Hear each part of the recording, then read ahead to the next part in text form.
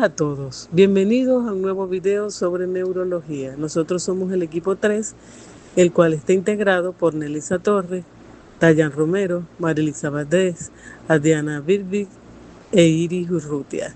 Nosotros hoy hablaremos sobre el tallo cerebral.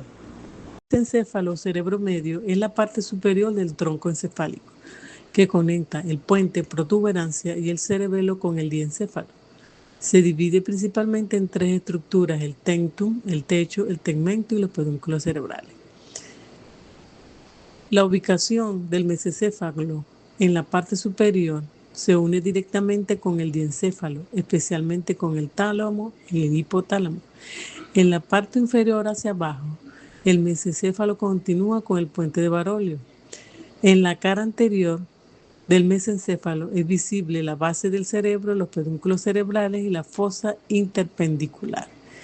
Y en la superficie posterior del mesencéfalo es conocida como el tentum, el techo, y está cubierta por el cerebelo. Ahora hablemos del tentum, techo. En la parte posterior al acueducto contiene principalmente la lámina cuadrigémina, que está formada por 4 colículos. En los colículos superiores son centros de reflejos visuales, coordinan el movimiento de los ojos y la cabeza hacia un estímulo visual. Se relacionan superiormente con la glándula pineal. Los colículos inferiores son parte de la vía auditiva, reciben información del menisco lateral y la envían al cuerpo geniculado medial del tálamo.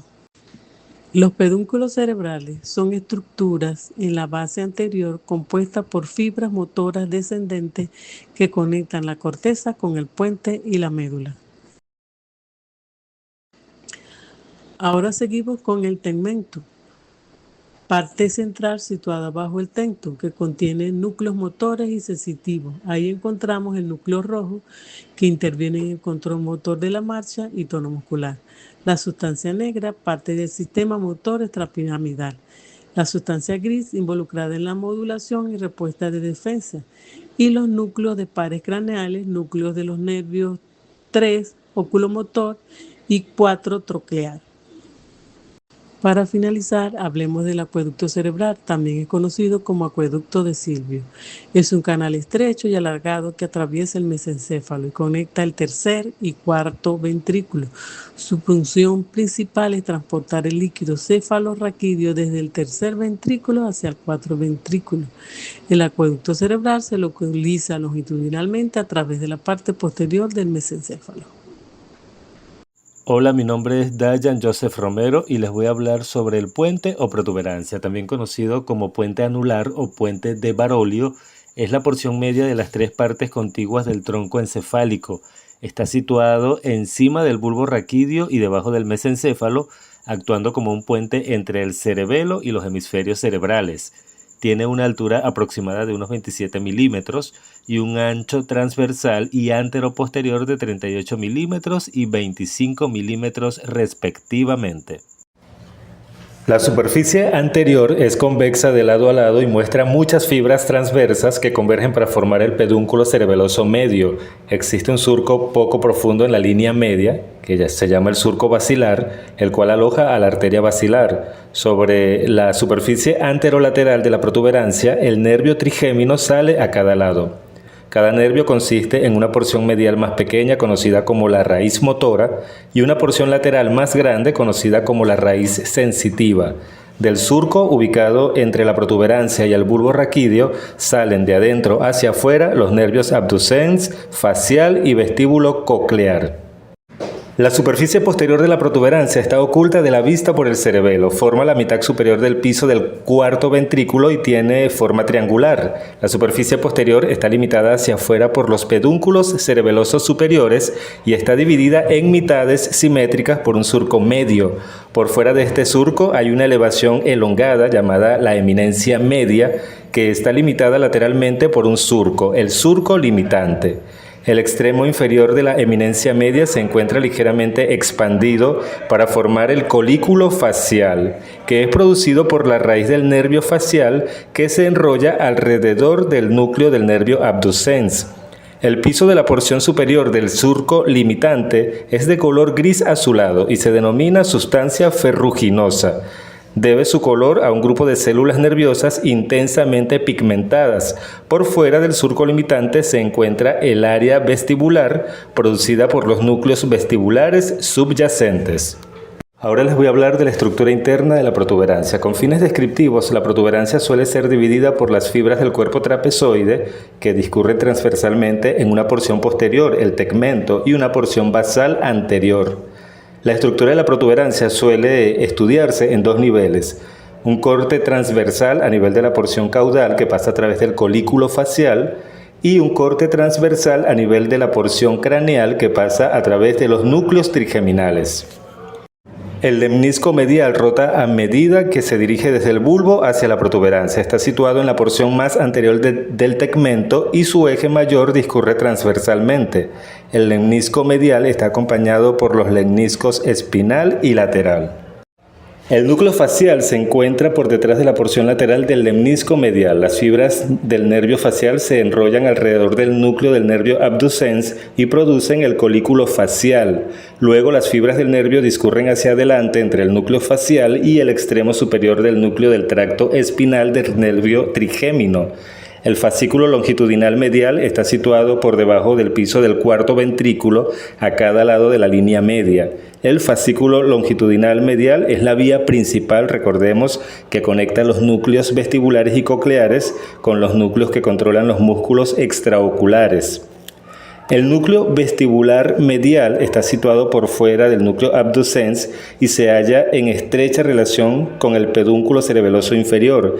A este nivel se encuentran la porción superior del núcleo vestibular lateral y la porción inferior del núcleo vestibular superior. También se hallan a este nivel los núcleos cocleares posterior y anterior. El núcleo espinal del nervio trigémino y su tracto se ubican sobre la cara anteromedial del pedúnculo cerebeloso inferior.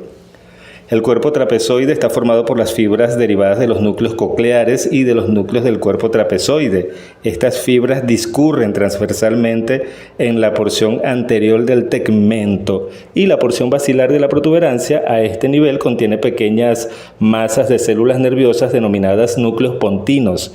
Las fibras corticopontinas del pie peduncular del mesencéfalo terminan en los núcleos pontinos y los axones de estas células dan origen a las fibras transversas de la protuberancia que cruzan la línea media e intersecan los tractos corticoespinales y corticonucleares separándolos en pequeños haces. Buenas noches, mi nombre es Marielixa Valdés. Les voy a hablar sobre el bulbo raquídeo, que es también denominado médula oblongada por su forma alargada y es la parte terminal del tronco encefálico o tallo cerebral. Características importantes. Tiene forma de cono truncado o de embudo. Pesa aproximadamente entre 6 y 8 gramos y tiene un diámetro aproximado de 35 milímetros. Hablemos de la ubicación del bulbo raquídeo.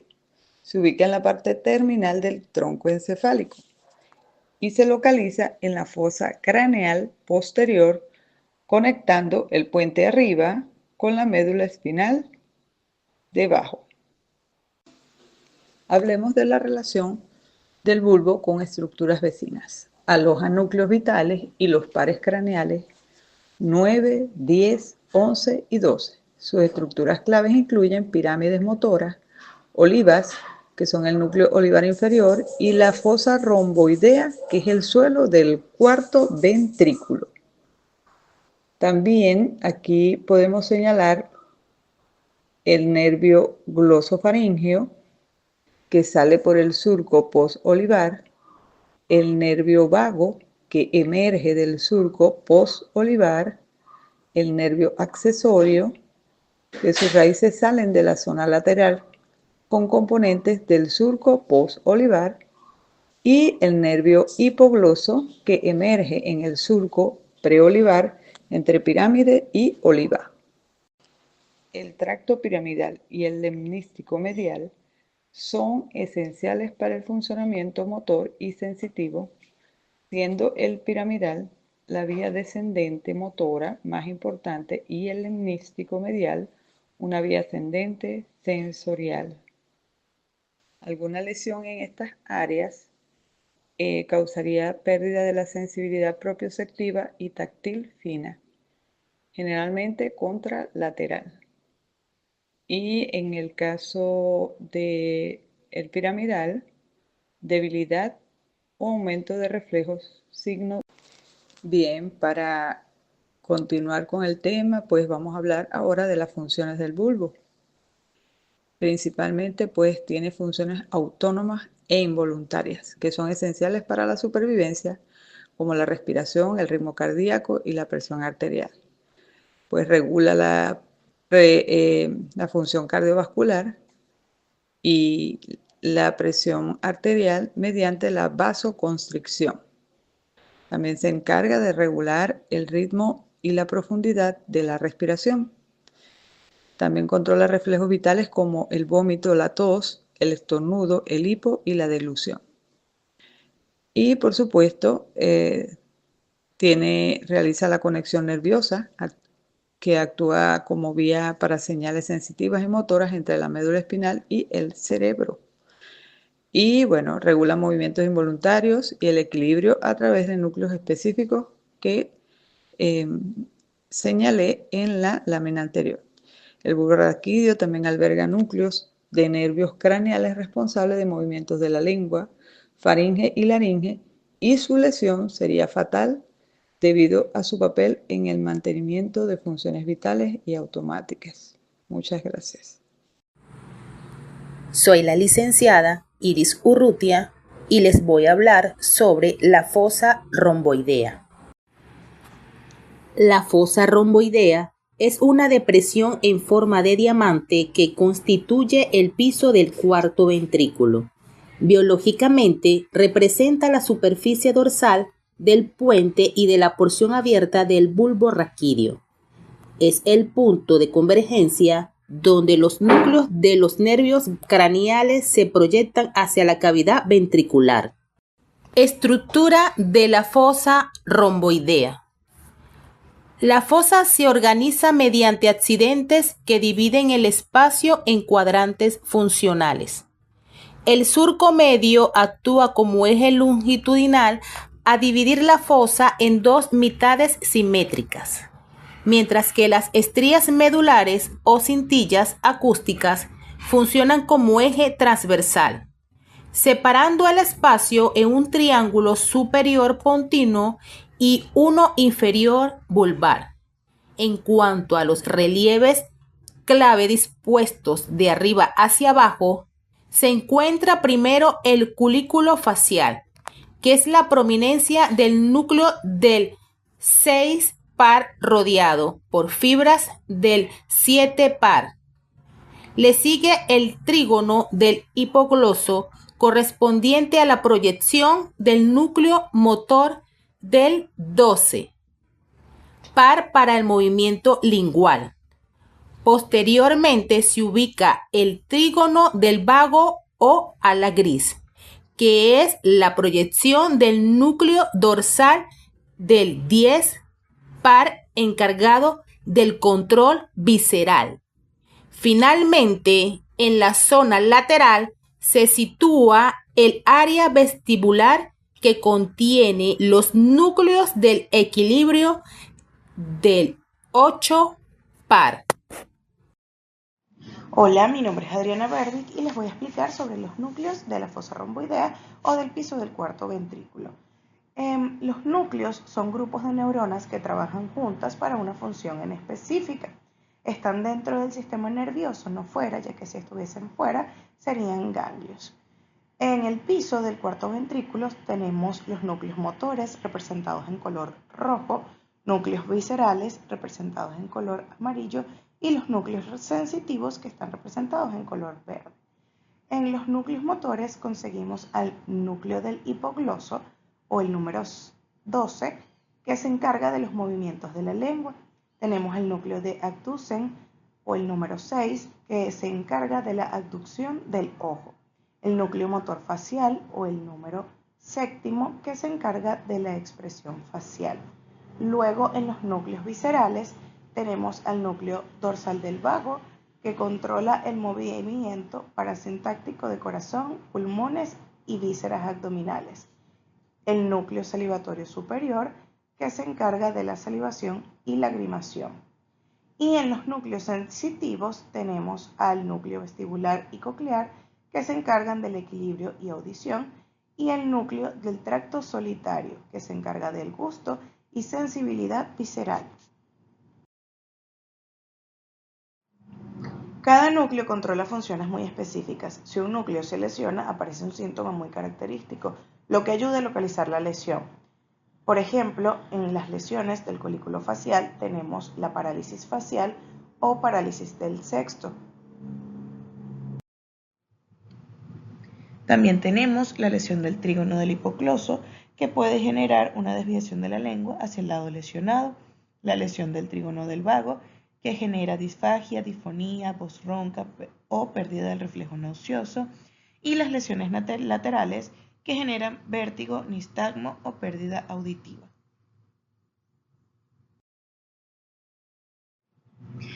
En conclusión, comprender qué es la fosa romboidea y sus núcleos no solo es importante desde la neuroanatomía, sino que es fundamental para la práctica en terapia del lenguaje. Estos núcleos participan en funciones esenciales para la comunicación humana, como el movimiento preciso de la lengua, la expresión facial, la coordinación de la deglución, la regulación de la voz, el equilibrio auditivo vestibular y la integración sensorial, que sostiene la producción y comprensión del habla. Cuando alguno de estos núcleos se lesiona, aparecen alteraciones como disartría, disfagia, parálisis facial, cambios en la voz, dificultades auditivas o problemas de coordinación motora oral.